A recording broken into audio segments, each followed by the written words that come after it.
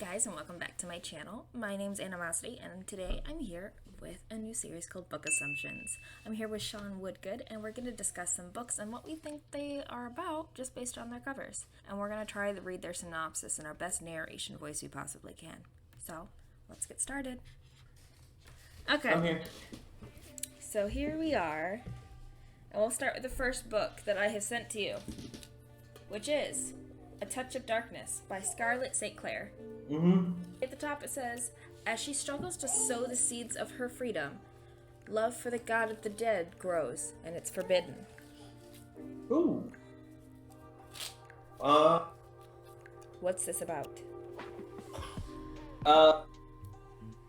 So what I'm thinking the story is about is, well, just by that little thing, I think she is, I think she's a good girl,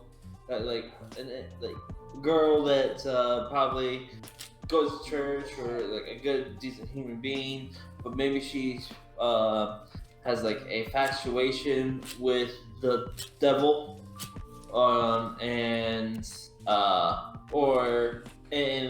she's like wants and lusts after him, and she tries to prove maybe the devil or the god of death isn't a bad person, even though they're like mortal, and the god of death might be a forbidden thing. Between maybe it's like a mythology type of thing where she has a infatuation for him, but he can never have her type of thing. You know what I'm talking about? Yeah. So I'm thinking that there's probably that whole lust but between a species, if you will, and she is trying to. This is her tale of trying to get closer to him as much as possible.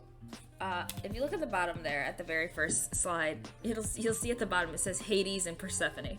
Oh shit! Okay. So it's based off of mythology, like you said. It's based off the lore of Hades and Persephone and how it goes.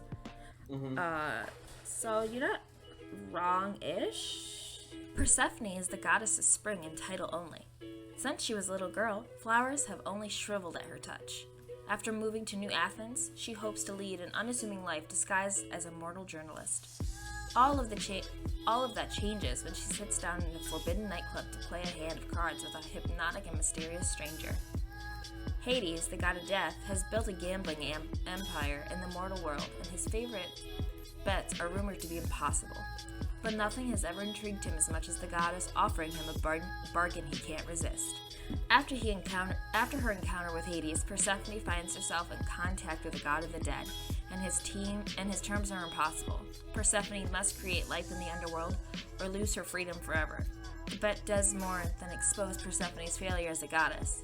However, as she struggles to sow the seeds of her freedom, love for the god of the dead grows, a love that is both captivating and forbidden. Okay, that's kind of a different take on the mythology between Persephone and Hades. Yes. Yeah. Every single time you say Hades, I always imagine the blue dude off of Hercules. Hell yeah. Yeah. Hell yeah. I don't know. I like the cover, but to be honest, I would if it didn't say Hades and Persephone at the bottom and everything, then I mean it would be very unassuming. It's literally flowers and like an ornamental kind of pattern, and so it's not very, it doesn't scream like that's what it's about. Not saying that all book covers obviously have to do that, but I think it's kind of, it's just unassuming of what it is. Yeah. Let me read past the Scarlett St. Clair. I didn't even notice it, like that whole Hades and Persephone thing. So it was kind of like, I was more in details of the highlighted text. Yeah. I like the book cover though. The book cover is nice. It's elegant. No, it is very nice and very elegant. It's kind of like what I wish I would want. So like a book I would have would be something so like you're drawn to it because of how pretty it is, Hopefully the writing's just as good. I don't know. I didn't read any of this book, so I can't tell anything. Picked up the book, or looked at it, and with the gold, the red, the flowers, I was getting kind of like a BDSM type of thing feel to it before looking at the reading the text. That's hilarious. Yeah, I was like, oh, Yeah, okay. That's the kind of book I'm throwing out here. Some BDSM. First round BDSM. First round. I mean, because it's a little bit dark, it's a little bit metal, then you add flowers.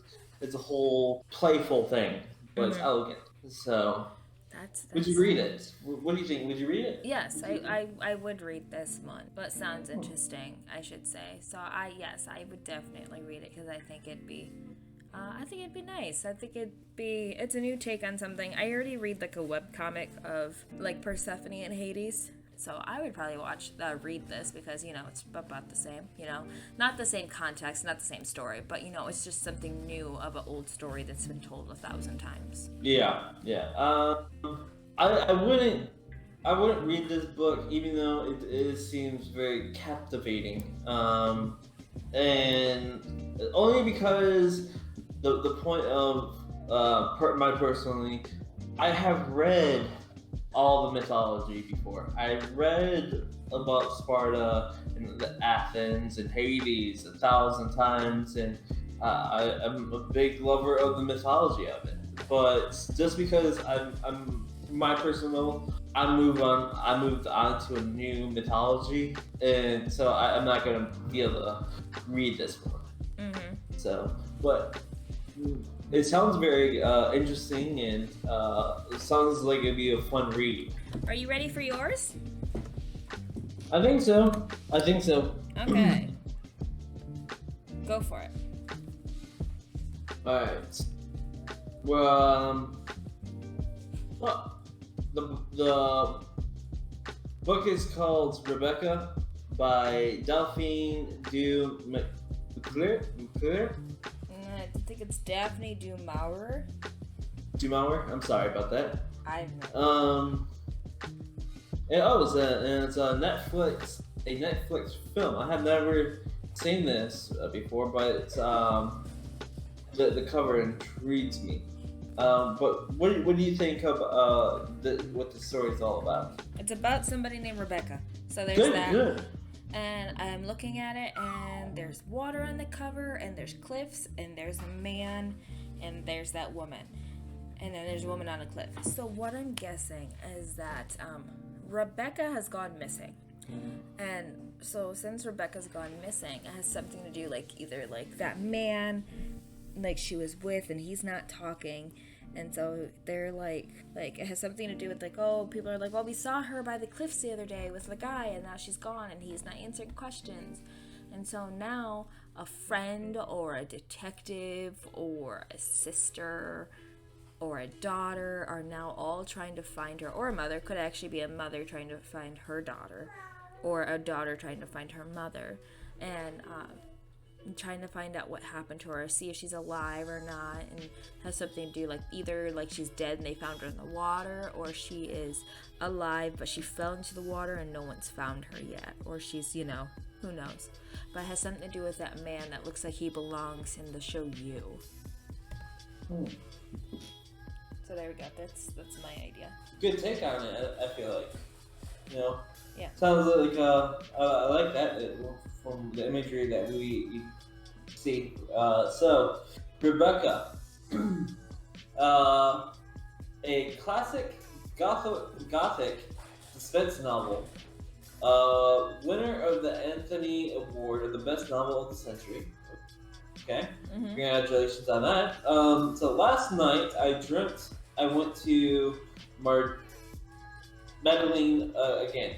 The novel begins in Monte Carlo, where our heroine is swept off her feet. Not heroin. Yeah, the heroine was swept off its feet. off her feet by the dashing widower Maxime de Winter and his sudden proposal of marriage. Orphaned and working as a lady's maid, She can barely believe her luck. It is only when they arrive in his massive country estate that she realizes how large a shadow his late wife will cast over their lives, presenting her with a lingering evil that threatens to destroy their marriage from beyond the grave. So, I'm. Wait, what was the maid? Was the. Wait, so the maid lady, was she Rebecca or is the wife Rebecca, the dead wife? So there's a third person in this image, right? Yeah. So I'm thinking Rebecca's the beautiful main girl, and she's now I think she was the lady's maid, and I think the girl in the black is the late wife. You know what this kind of reminds me of?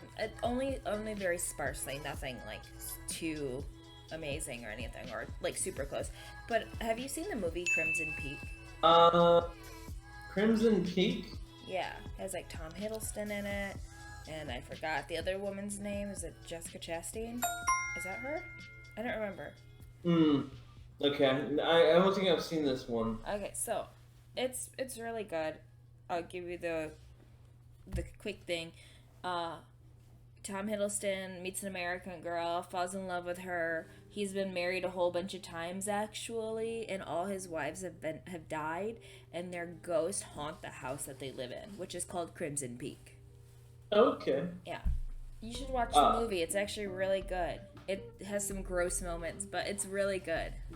Would you pick up this book? No. Would you pick up? No. Not at all. No. Not my cup of tea. I would pick up the book, but because it's a Netflix film, I think I'm going to watch the film more than instead of reading the book. That's my thoughts. That's okay. I feel it. But no, I would not. I wasn't anywhere close to what it actually was because of the cover. All I know is that there's 3 people, and one of them looks like they're dead, so I was right about somebody being dead. Maybe he actually does have something to do with it. Maybe he still killed his wife. Maybe. Wow. Maybe. It's always someone that you know, isn't it? Yeah. Also, I would never watch the movie either. I'm not into movies in the first place, but I'd never watch it. Seems like it'd be interesting. So my next book is a New York Times bestseller called Layla by Colleen Hoover. I like the name. So I'm getting kind of a woods. I see background imagery of it looks like a house. So I'm getting like this is a story of maybe like one of those coming of age life stories where she was a lady of privilege, and maybe had a lot of fancy things, and this is her journey. Maybe escape the life of privilege that she never wanted in the first place, and maybe be a venturer of herself and take those steps to explore the world and see the wilderness and try to captivate what's more important is, and maybe ask that question: is the grass greener on the other side? Wow. So that's what I think. You're wrong. I love being wrong. But okay. That was so nice, and a little saying at the very end, what are you? A Reddit poster? Anyways. So no. When Leeds meets Layla, he's convinced he'll spend the rest of his life with her, until an unexpected attack leaves Layla fighting for her life. After weeks in the hospital, Layla recovers physically, but the emotional and mental scarring has altered the woman Leeds fell in love with. In order to put their relationship back on track, Leeds whisks Layla away to the bed and breakfast where they first met. Once they arrive, Layla's behavior takes a bizarre turn, and that's just one of many inexplicable occurrences. Feeling distant from Layla, Leeds soon finds solace in Willow, another guest of the B&B with whom he forms a connection through their shared concerns. As his curiosity for Willow grows, his decision to help her find answers puts him in direct conflict with Layla's well-being. Leeds soon realizes he has to make a choice because he can't help both of them, but if he makes the wrong choice, it could be detrimental for all of them. Nice. So, Uh, no, it's not a coming of age story at all. It is about okay. a woman who is attacked by something, who knows, and she's so harmed by it that the trauma has left her a shell of her former self. So her husband, instead of just realizing that recovery takes time, decides to take her on a date to the bed and breakfast where they met at, and then has an emotional affair with a woman that he just met. Yeah, yeah. I don't like leads already. Really. I'm just gonna take and then great boyfriend husband type thing. I give him 5 stars for. Oh, I'm just going. Do you mind? You're having a bad time, but I'm gonna have another relationship with the other person. Yeah, it's great. Great. It's great. Feel bad.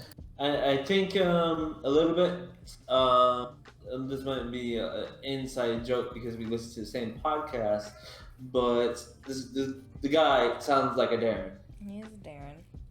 I don't think I would personally read this one. I'd rather read Hades and Persephone again versus the Layla.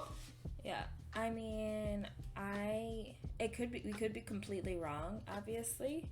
I got this off of the horror section, so this could actually be a horror novel, and horror, not horror.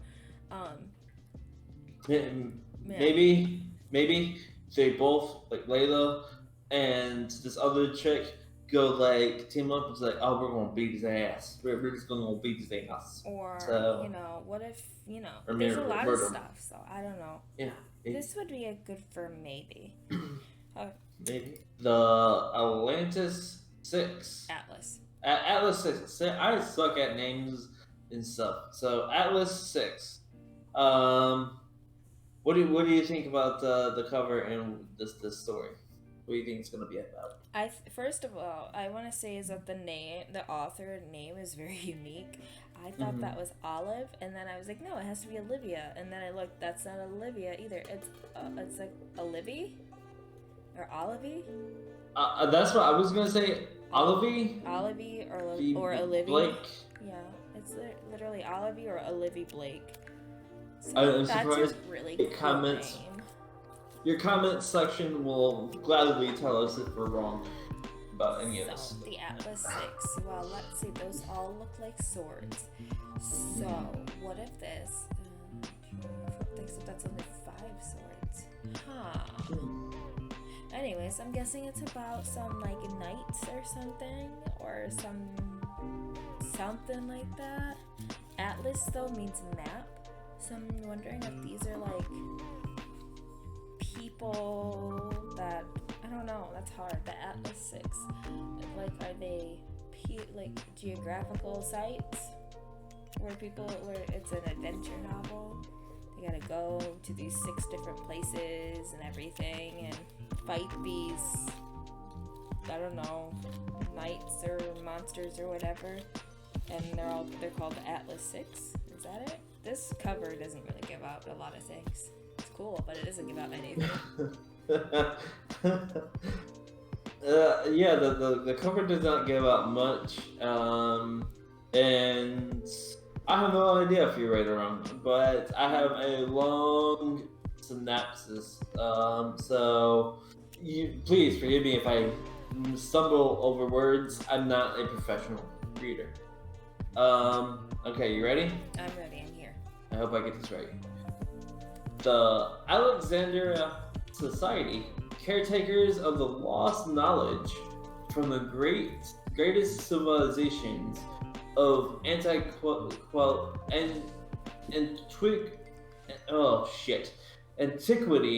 of the foremost secret society of the magic economist. Is it alchemist? Magicians. Okay. Those who earn a place among the Alexanders will secure a life of wealth, power, and prestige beyond their wildest dreams. and each decade, only the 6 most uniquely talented magicians are selected to be considered for uh, invitation Initiation. initiation entered the latest round of the 6. Libby Rhodes and Nico. Nico D. Vieran Verona. I'm reading it with you now. unwillingly has the unfathomable Pole who expects uncanny control over every element of Physicality. thank you. Rena? I'm still caught on how you couldn't say Nico del Verona, but you could say unfathomable. Yeah, I'm unfathomable. Yeah, it's Rena or Rena. Rena Morning, a naturalist who can institute the language of life itself.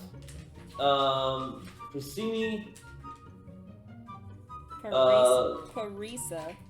Carissa, a telepath who can traverse the depths of the subconscious, navigating worlds inside the human mind. Callum Nova, a empath, easily mistakes for a manipulative. Thank you. Illusionist who can influence the intimate workings of a person's inner self. Finally, there is Tristan. Tristan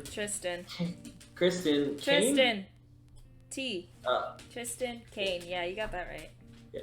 Who can see through illusions to a new structure of reality, an ability so rare that neither he or his peers can fully grasp its implications. When the candidates are recruited by a mysterious Atlas Blakely, they are told they will have 1 year to qualify for initiation, during which time they'll will be permitted preliminary access to the Society's archives and judged based on their contributions to various subjects of impossibility, time and space, luck and thoughts, life and death. Five they are told will be initiated. 1 will be eliminated. The 6 potential initiates will fight to survive the years of their life, the next year of their lives, and if they can prove themselves to be best among their rivals, most of them. That's all I got. Other than synopsis, there was a cutoff. Oh no. Was there a cutoff? No, that's it. I'm looking at it Okay. too. Not you reading it, because obviously I read it along with you. That hurt my brain.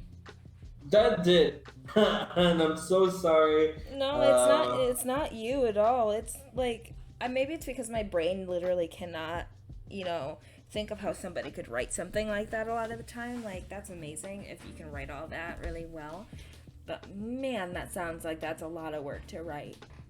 And that cover has nothing to do with it, but it looks really cool. Yeah. But man, no, I seriously, it's cool that if she literally writes like that, and it's amazing and everything like that. That's so cool.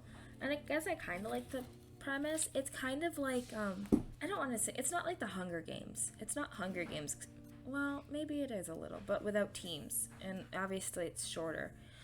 It's like Hunger Games, but with magicians, and they all have special things that they can just do better than other things. They just have to prove themselves, It's kind of like that. But, so, that sounds really cool. Obviously, I'm nowhere near right. Getting the same thing of, man, it sounds like Hunger Games. It feels like it's the whole competition thing, the being the best. And then it's also, but some of these powers, holy shit. some of these powers. I mean, what are you even supposed to do? If one person even held one of those, like how messed up the universe would be. I would. Yeah. You know. Like I said, like it sounds very interesting, and if it is executed correctly, it's probably really cool. But I don't think I'll pick it up. Though the cover is really cool. I really like the minimalist sort of thing, where it's just a nice dark cover with these really intricate designs, and then I do like and all that stuff. It's very cool. It's apparently there's gonna be a series with this also. Oh, that's cool at least. So hopefully we'll see how it plays out. Maybe it'll end up being on Netflix or Hulu. You never know. Well, Maybe. that was thanks, Olivia Blake. I don't know. Thanks for that one. That was good. That was our 4 books for this week. And what we think they're about. So it's either I think it's the Atlas 6 or the Touch of Darkness that I'd probably read next. Yeah, I'll probably just do. I think I would do A Touch of Darkness out of all of these. I think that'd be the only book I would read. So no offense to any authors, like I said, it's just that one sounds more like something I would normally read in the first place. Yeah. Okay, well, thanks for being with me today. It was wonderful as always. Bye. Bye.